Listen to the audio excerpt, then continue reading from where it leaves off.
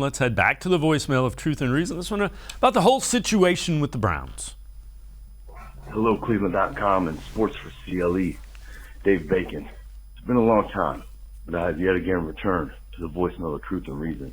After a great show, I just want to say I can't help but have this sinking feeling in my gut that yet again the NFL will take no shorts or no losses at any extent to minimize the Cleveland Browns and humiliate the city of Cleveland.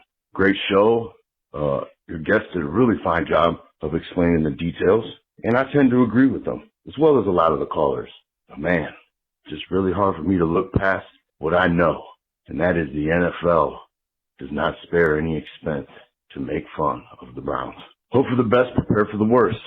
I appreciate it. Never a bad show, man. Thank you. Goodbye. As always, appreciate all of the voicemails. Tim, it's kind of why fans have the OIC, only in Cleveland mantra.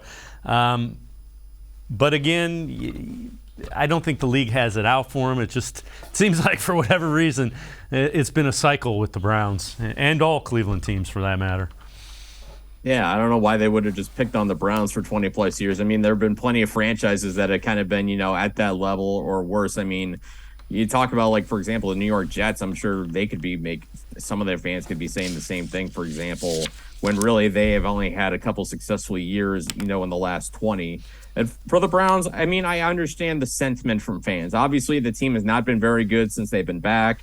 I do think in some ways in the NFL, more than those other sports, you kind of have to make your own luck. I mean, in the NBA, even the NHL to a certain extent, you have to get lucky in terms of getting that franchise-changing player. In the NFL, you make your own draft position based on how you play and who you hire and all those certain things. And, the Browns have just not made good decisions in the past 20-plus years. I think we can all agree upon that. But it doesn't seem like it would be in the best interest of the NFL to just knock the Browns down like that. I mean, what purpose would that serve? I mean, teams go from bad to good all the time. And again, it just comes down to the decision making each team makes. And again, if you make bad decisions, you're typically not going to get rewarded for that. Yeah, and constant change in any organization usually doesn't work. And that's what it's been with the Browns. There have been too many changes. There haven't been a standard philosophy. It seems, appears. Hopefully, they've settled on Kevin Stefanski, Andrew Berry, Paul DePodesta. We'll see.